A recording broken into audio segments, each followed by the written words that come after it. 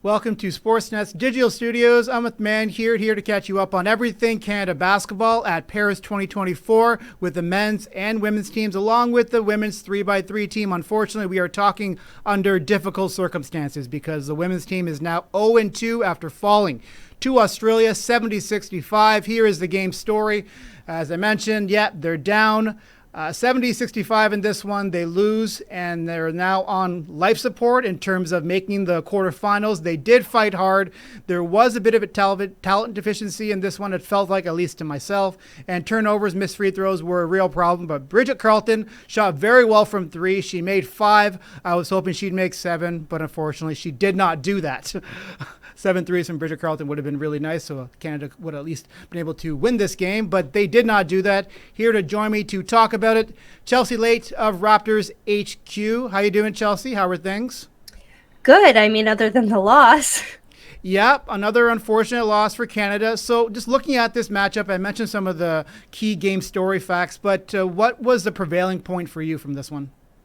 I think just the fact that even though the defense was better than their first game against France, there was still too many turnovers. There was still, a lack of offensive power. And I think that really just came in to hurt the team. And at the end of the day, they were all playing with a lot of heart and a lot of energy, but I think they're just lacking something. It just feels like there's something lacking on the team, and it feels like it's that second offensive punch, because you got the first one with Bridget Carleton and they were just lacking somebody to come and help her on the offense. Yeah, no one else really shot well from the field. Bridget, probably her best game of the tournament, and coming into it, I felt like she had to be like their number one option, and today she played like it on both ends. A lot of steals, assists, rebounding. She did a lot in this game, so if you got a bunch of games like this from Bridget, you're in good shape, but the secondary scoring was a problem. I mentioned the turnovers earlier.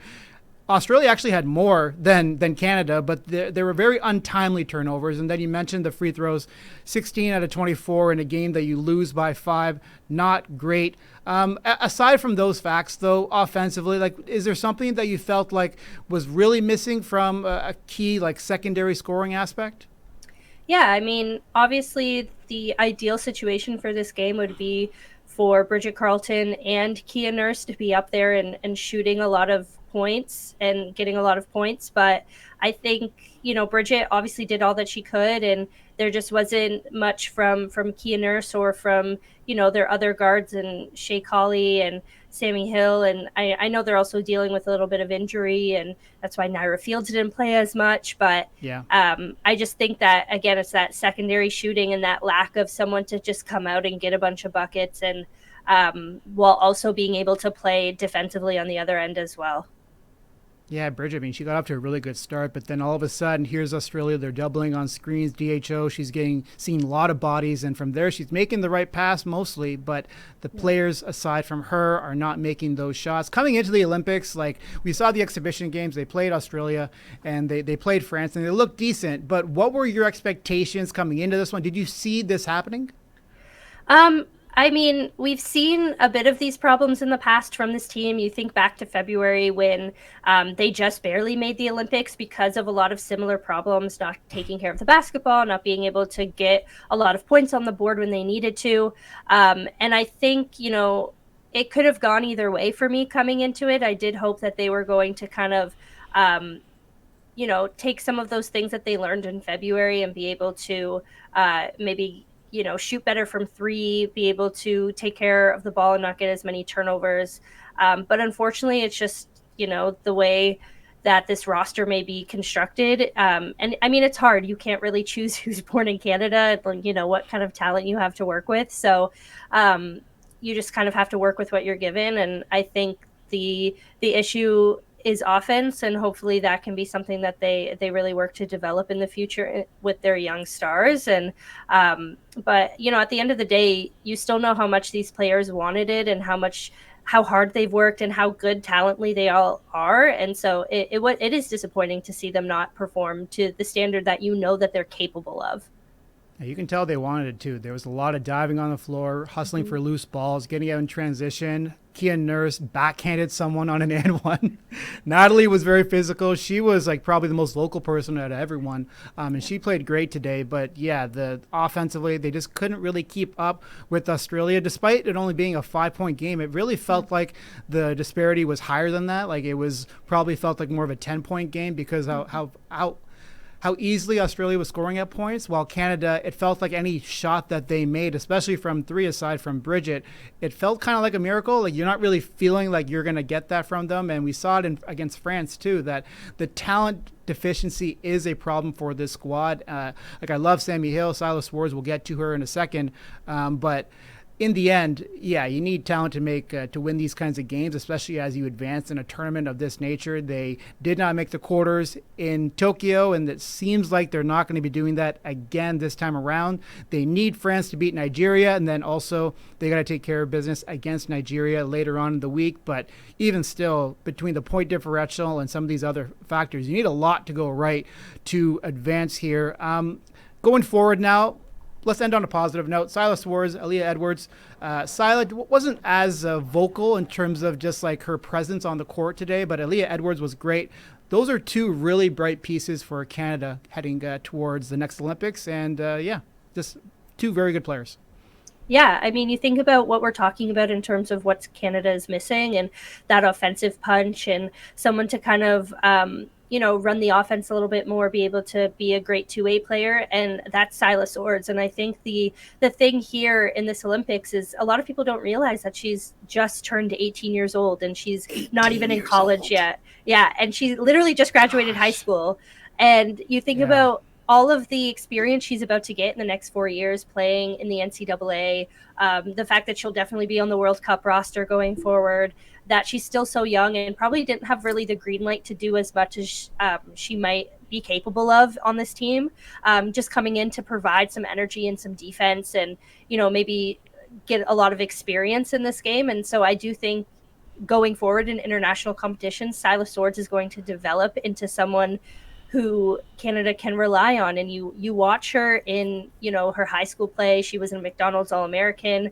And she just has so much potential. And you see it when she plays against her peers now. And she's up there, defending long stay WNBA players like Sammy Whitcomb. And I think that that's so crucial for her. And then you just think about pairing her with Aaliyah Edwards in the future, who is a fantastic player in the pick and roll. You've seen her with Paige Beckers at UConn, and the way that she can play with a dynamic guard like that, they're going to be the pair of the future. And thinking about, where we could be in 2028 with those two more developed, with more professional playing experience, with more FIBA international playing experience together, it's really exciting to think about. For sure. And like there was a sequence here in this game where Aaliyah, she saved a ball from going out of bounds and she got a post up out of it and got a layup. And then right after that, she steals the ball in the perimeter and it leads to a Kayla Alexander and one. Two really interesting pieces for Canada. And I think they're just going to continue to develop as long with Silas Wards, just like an unbelievable prospect for Canada. And she's going to be going to Michigan, so feisty at the point of attack. Her screen navigation, there's definitely more juice there offensively. She had a left-hand scoop layup where I was like, okay, very nice. So that's two very good That's players. her thing. 100%. Yeah. It looks very good on her. So thank you so much, Chelsea. Raptors HQ, we'll be talking to you real soon down the line. Appreciate you. Thank you so much. All right, so moving to the men's team, they are 2-0, and they head off to Spain to hopefully win out their group. And if they do that, I mean, they're in a really good spot to, again, as I said in the last video, to avoid the U.S., but obviously the ball's got to go your way. But for Canada and Spain, similar to the World Cup qualifier last year, they need to take care of the ball. They got to be talking on the switches. There is a flurry of off-ball actions happening within Spain's offense. Sergio Scariolo is a wizard at FIBA basketball, international basketball, so they got to be talking on screens. There's going to be a lot of switching. They got to take care of business on that end. Yes, Spain maybe is a little bit bigger, but their bigs don't play as big as maybe a Dylan Brooks or a Lou Dort, and some of the Dwight Powells, the Kem Birch, who was terrific last game. We're seeing Kelly Olynyk's minutes go down a little bit, and Kem Birch is getting those. He's going to have to be probably big in this one, especially in some of those backup big minutes. But between those, Canada should be able to get to the paint when they want to. Like Spain, They're a little bit small. They're not exactly as laterally as quick as some of the other teams in this tournament. So they take care of business there. They'll get to the paint. They'll be able to finish. They'll be able to drive. And defensively, as I said, they got to do what they got to do there. Just keep their mans in front of them. Lots of switching, lots of talking, and transition. Do what you need to do. I think they're going to win this one comfortably. I think this is probably the weakest opponent in this group. So we'll go from there, and we'll see what happens. That game is tomorrow at 11:15 a.m. ET, so don't miss it.